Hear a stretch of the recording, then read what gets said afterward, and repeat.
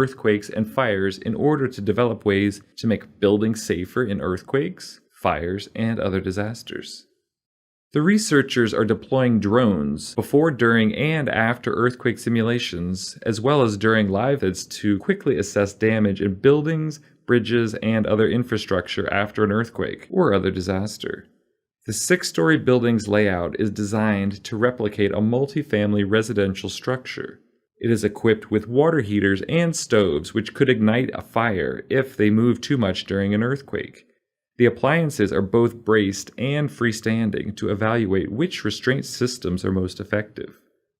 This is the tallest cold-formed steel frame structure to ever undergo tests on a shake table.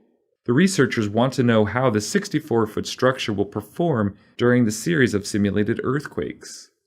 This type are working to evaluate the distribution of loads and failure mechanisms within the structural components of the building.